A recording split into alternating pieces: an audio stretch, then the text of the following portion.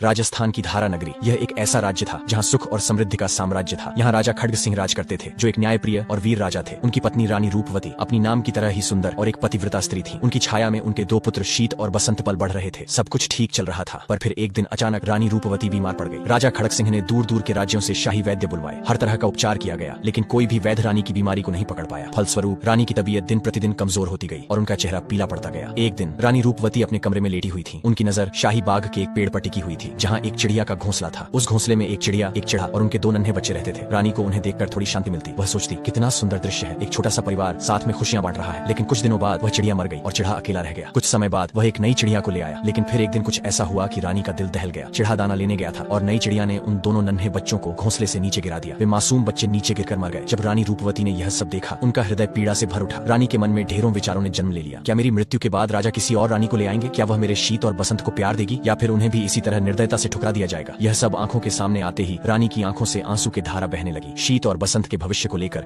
वह अंदर ही अंदर घुटने लगी। वह सोचने लगी, अगर मैं नहीं रही तो मेरे दोनों बच्चों का क्या होगा? दुखी हृदय से रानी रूपवती ने अपने दोनों बेटों को अपने पास बुलाया। शीत और बसंत दोनों ही अपनी माँ के पास आकर बैठ गए। रानी ने उन्हें गले लगाया और उनके सिर पर हाथ फेरते हुए कहा, मेरे बच्चों, तुम्हें एक दूसरे का साथ कभी नहीं छोड़ना है। माँ की बात सुन शीत चिंतित हो कहता है, माँ तुम ऐसा क्यों कह रही हो? तुम जल्दी ठीक हो जाओगी। बसंत भी मासूमियत से बोल उठा, हाँ माँ तुम जल्दी ठीक हो जाओ, हम तुम्हारे साथ खेलना चाहते हैं। बच्चों की बात सुन रानी रूपवती की आंखों में आंसू आ गए। वह बोली, हाँ बच्चों, मैं जल्दी ही ठीक हो जाऊंगी। दुखी हृदय से रानी ने अपनी दासी को राजा को बुलाने के लिए भेजा। दासी राजा के पास जाती है और कहती है, महाराज महारानी जी की तबीयत बहुत खराब है, वह आपसे मिलना चाहती है। दासी की बात सुन राजा खड्ग सिंह पैदल ही तुरंत रानीवास के लिए चल पड़ता है। जब राजा खड्ग सिंह दौड़ते हुए रानी के कमरे में पहुंचा तो देखा रानी दीन दुनिया से बेखबर एकटक शून्य में देख रही थी और उसकी आंखों से लगातार अश्रुधारा बह रही थी। राजा रानी के पास जाकर उसका हाथ पकड़कर बैठ गया और बोला, रानी क्यों दिल छोटा कर रही हो? मैं तुम्हें कुछ नहीं होने दूंगा, मैं तुम्हारी बीमारी का इलाज जल्दी पता लगाऊंगा। राजा की बात सुन रानी रूपवती बोली, नहीं महाराज, अब कुछ ठीक नहीं होगा, मुझे साफ साफ मेरी मृत्यु नजर आ रही है। हे महाराज, लेकिन मरने से पहले मैं अपने आखिरी समय में आपसे एक वचन लेना चाहती हूँ। राजा बोला, तुम्हें कुछ नहीं होगा रानी, तुम बिल्कुल ठीक हो जाओगी। फिर भी तुम्हारे संतोष के लिए मैं तुम्हें वचन देता हूँ। राजा के वचन देने के बाद रानी रूपवती बोली, महाराज आप मुझसे वादा कीजिए कि मेरी मृत्यु उपरांत आप दूसरी शादी नहीं करेंगे। मुझे किसी और बात की चिंता नहीं, चिंता है तो बस शीत और बसंत की। उन नन्ही सी जानों के साथ पता नहीं दूसरी रानी कैसा व्यवहार करेगी। रानी की बात सुन राजा खड्ग सिंह रानी को विश्वास देता हुआ दृढ़ आवाज में बोला, मैं तुम्हें वचन देता हूँ रानी, मैं कभी भी दूसरी शादी नहीं करूंगा और हमारे शीत बसंत की अच्छे से परवरिश करूंगा। राजा के शब्द सुनते ही रानी रूपवती के चेहरे पर गहरी मुस्कान के साथ परम शांति के भाव आ गए। उसके प्राण तो जैसे यही शब्द सुनने के लिए अटके हुए थे। राजा खड्ग सिंह के वचन भरते ही रानी रूपवती ने प्राण त्याग कर दिया। राजा खड्ग सिंह का तो जैसे पूरा संसार ही उजड़ गया। वो दहाड़े मार मार कर रोता है। पूरे महल में रानी रूपवती की मौत का मातम पसर गए। शीत और बसंत दोनों भाई लगातार अपनी माता के लिए विलाप कर रहे थे। राजा ने भरे हुए हृदय के साथ विधिवत रानी का दाह संस्कार कर दिया।